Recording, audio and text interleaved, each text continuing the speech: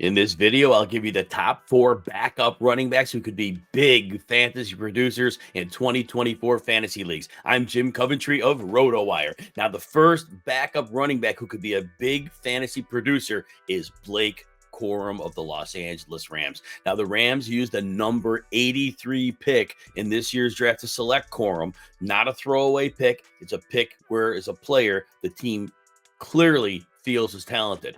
Now, the rookie has adequate speed to go with a compact frame, lateral agility, outstanding, great vision, effective in tight areas, very useful as a transitional player to the NFL, above average receiver as well. Now, the landing spot, Kyren Williams is there. Kyren Williams was a fantasy football monster when healthy last year. Williams did have a significant missed time. He also broke his hand in the playoff game. If that was a regular season, he would have missed more time. So there could be opportunity for Corum to step in if Williams can't handle a full-time role. However, Kyren Williams 2 years ago was a rookie, and he was very unimpressive. And what happened was he had opportunities to see some work and didn't. But last year, the Rams and Sean McVay especially, Sean McVay proved he was a genius. He realized that the opposing defenses in the league playing with light boxes were learning how to shoot gaps in the running game, and they were able, league's defenses, to slow down especially zone runs. And so a lot of teams struggled with the run last year. But Sean McVay figured out that if they run downhill, they call it the duo running system.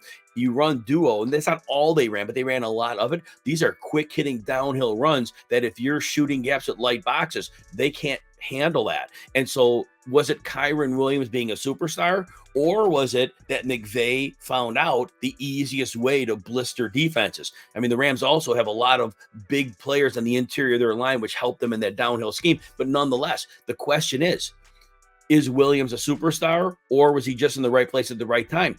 Here's the case with Blake Corum. If Blake Corum is a better running back than Kyren Williams, how does Sean McVay not give him a significant amount of the work? And if Blake Corum is possibly a better running back than Kyren Williams, it's possible Blake Corum could at some point move Williams into a different role. We like to look back at last year and say it's going to translate over. But Kyren Williams, again, it may have been system-based. So Blake Corum is a good running back to take a lottery ticket on and to see if he could move into a prominent role in the offense and maybe get more. The next backup running back who could be a big fantasy producer, Audric Estime of the Denver Broncos. I know you want me to talk about Jaleel McLaughlin here, who's getting all the buzz. But remember, McLaughlin had that little run in like maybe weeks 2 through 6, somewhere around there, and he did pretty well. But then the team scaled back his work. They were very unwilling to give Jaleel McLaughlin a lot of work. Well, the big deal with Audric Estime is Javonte Williams. Javonte Williams was coming back from an ACL last year, so we try to give him a little credit for that. But here's the thing. Javonte Williams has yet to be a very good running back when healthy in the NFL. And one thing I noticed about Javonte Williams is his lack of vision in the running game. He doesn't see the second level well. And Sean Payton, the coach, has set up an offensive line for a power running game.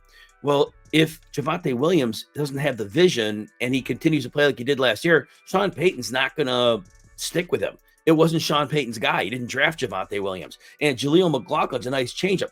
But Audric Estime, drafted in the 5th round of the draft, 5'11", 221, very good contact balance, straight line runner. He gets blocking. He could do very well. Not a threat as a receiver, but a good goal line opportunity. If this is going to be a power running team and Javonte Williams falters, Audric Estime could easily step in and be a very solid producer. If you enjoy videos like this, please consider hitting the like button and subscribe to the RotoWire Fantasy Football channel on YouTube. Also, check out all of our fantasy football content and rankings by getting a free 2-day trial. No credit card needed. Just go to rotowire.com/Jim to see all of our content.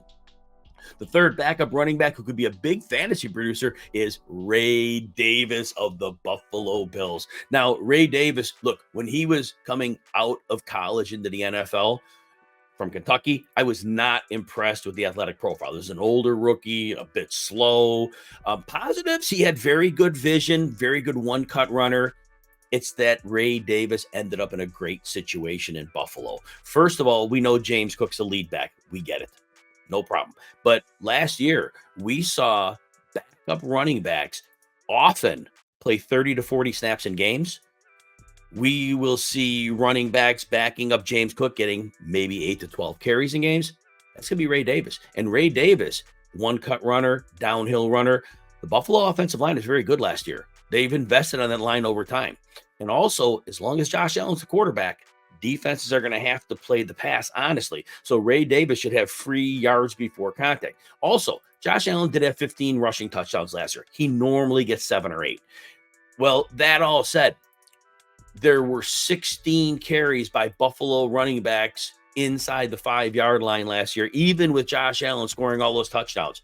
Ray Davis should have a role near the goal line. So he may start out the season as a flex, but if Cook were to miss time, we could see Ray Davis go even higher. But Ray Davis should have some standalone value as well. The last backup running back who could be a big fantasy producer is Kendre Miller of the New Orleans Saints. Talk about this all the time. Alvin Kamara put up the numbers for fantasy last year. We know. But Alvin Kamara, 15th percentile broken tackle rate, 27th percentile yards after contact, and even as a receiver, 24th percentile yards after the catch. Alvin Kamara, another year older. He'll be 29 this year. We have to understand that Kendre Miller played very limited last year. He had 2 different injuries, missed time. But when he was on the field in that small sample, 75th percentile broken tackle rate, great after contact as a runner and a receiver, at least 80th percentile in both. Now, it was only 51 touches, but in the 2 games Miller played, he played New England, who was a great run defense in week 5. He gets 16 touches for 90 yards. And then in week 18 against Atlanta, Kendre Miller gets in again. Sees 14 touches, 79 yards, and a touchdown. He was very productive. Clint Kubiak comes in to run the offense. Should see a little more of a power running game. This should fit Kendre Miller well. We're not worried about Jamal Williams anymore. Last year, he seemed to be kind of done, and Jamal Williams is 29. But Miller and Kamara should split work to start the season. But if Kamara continues to be unable to break tackles, get yards after contact, and that doesn't get better as you get older, Kendre Miller can get an increasing role as the year goes on.